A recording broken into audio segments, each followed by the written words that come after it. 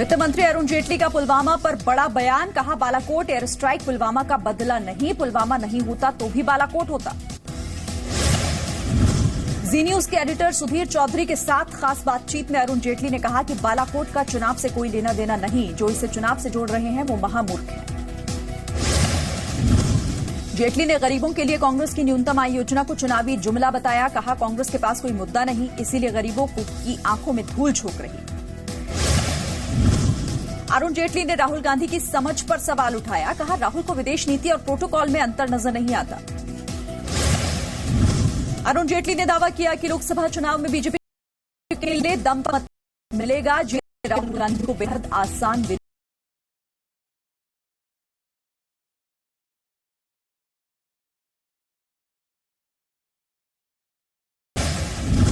आडवाणी और मुरली मनोहर जोशी को टिकट नहीं दिए जाने पर जेटली ने कहा कि ये जनरेशन चेंज है, इसका फैसला 5 साल पहले लिया गया।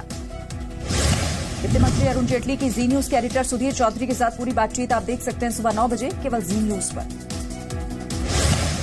अमित शाह ने पिछली सरकार पर लगाया खून की दलाली करने का आरोप, कहा पिछली सरकार ने आतंकियों को बिरयानी खिलाई, हमने कार्रवाई की। अमित शाह ने कहा पिछली सरकार ने आतंकियों के खिलाफ कुछ नहीं किया और जब आतंकियों के खिलाफ एयर स्ट्राइक की गई तो कुछ लोगों को दर्द हुआ।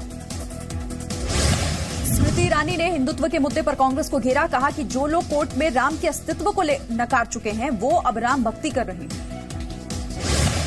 स्मृति ने कहा हिंदुओं को आतंकी बताने वाले लोग जनेऊ पहन रहे हैं, मंदिर मंदिर घूम रहे हैं। बीजेपी उम्मीदवारों की नई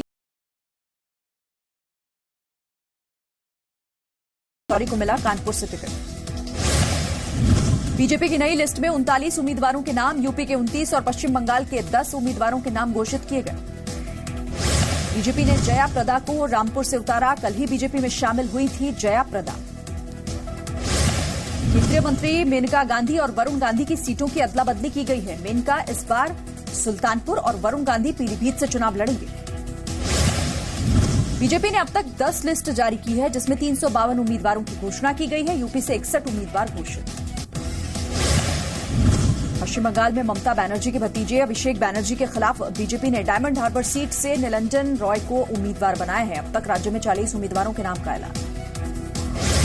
दिल्ली की 7 सीटों पर 31 संभावित उम्मीदवारों के नाम। संभावितों में हाल ही में पार्टी में शामिल हुए पूर्व क्रिकेटर गौतम गंभीर का भी नाम शामिल। समाजवादी पार्टी ने घोषित किए 3 उम्मीदवार। एटा से देवेंद्र यादव, पीलीभीत से हेमराज वर्मा और फैजाबाद से आनंद सेन को टिकट मिला। कांग्रेस ने भी यूपी में 3 उम्मीदवारों के नाम घोषित किए हैं। यूपी में कांग्रेस के स्टार प्रचारकों में नवजोत सिंह सिद्धू भी शामिल। अभिनेत्री उर्मिला मातोंडकर आज कांग्रेस में शामिल हो सकती हैं। सूत्रों के मुताबिक मुंबई नॉर्थ से कांग्रेस टिकट दे सकती है। कल कांग्रेस में शामिल होंगे बीजेपी के बागी शत्रुघ्न सिन्हा, पटना साहिब से मिल सकता है टिकट। कांग्रेस महासचिव प्रियंका गांधी वाड्रा का आज अमेठी दौरा। 1965 बूथ अध्यक्षों से मिलेंगी प्रियंका, चुनावी रणनीति पर चर्चा करेंगी। कल रायबरेली में रहेंगी प्रियंका वाड्रा, कार्यकर्ताओं के साथ बैठक करेंगी। 29 मार्च को जाएंगी अयोध्या। राहुल गांधी अमेठी के अलावा केरल की वायनाड सीट से भी चुनाव लड़ सकते हैं। सूत्रों के मुताबिक कांग्रेस जल्द इसका ऐलान कर सकती है। न्यूनतम आय योजना के बाद राहुल गांधी का दूसरा चुनावी ऐलान। सत्ता में आने के बाद 3 साल तक स्टार्टअप शुरू करने वालों को इजाजत की जरूरत नहीं। बीजेपी नेता राम माधव आज श्रीनगर में करेंगे पार्टी नेताओं और कार्यकर्ताओं से मुलाकात। चुनाव की रणनीति पर चर्चा करेंगे। आज हो सकता है दिल्ली में कांग्रेस और आम आदमी पार्टी के बीच गठबंधन का ऐलान। सूत्रों के मुताबिक आम आदमी पार्टी के 4 और कांग्रेस 3 सीटों पर लड़ सकती है चुनाव। आज दिल्ली में कांग्रेस का ओबीसी अधिवेशन। राहुल समेत कांग्रेस के बड़े नेता शामिल होंगे। यूपी में महागठबंधन का हिस्सा बनी जनवादी और निषाद पार्टी। अखिलेश का दावा यूपी में सिर्फ 1 सीट पर सिमट जाएगी बीजेपी। बीजेपी ने चुनाव आयोग से असदुद्दीन ओवैसी के नामांकन को रद्द करने की मांग की। बीजेपी के मुताबिक ओवैसी का 2 जगह वोटर लिस्ट में नाम। लोकसभा चुनाव के दूसरे चरण के लिए नामांकन खत्म। 13 राज्यों की 97 सीटों के लिए उम्मीदवारों ने पर्चा भरा। वोटिंग 18 अप्रैल को। चुनाव आयोग ने 8 राज्यों के लिए 4 स्पेशल ऑब्जर्वर नियुक्त किए हैं। चुनाव कार्यों पर निगरानी रखेंगे ऑब्जर्वर। पीडीपी ने कहा है कि वो जेकेएलएफ और जमाते इस्लामी को कानूनी मदद देगी। महबूबा ने कहा अगर वो सत्ता में आए तो इन संगठनों से बैन हटेगा। सुप्रीम कोर्ट ने कहा कि शारदा स्कैम में कई गंभीर खुलासे किए गए हैं, इस पर आंख बंद नहीं की जा सकती। सुप्रीम कोर्ट ने सीबीआई को यह निर्देश दिया कि कोलकाता के पुलिस कमिश्नर राजीव कुमार के खिलाफ उचित कार्रवाई के लिए अर्जी दाखिल करें। क्या चीफ जस्टिस ऑफ इंडिया का ऑफिस आरटीआई के दायरे में आना चाहिए, इस पर सुप्रीम कोर्ट करेगा सुनवाई।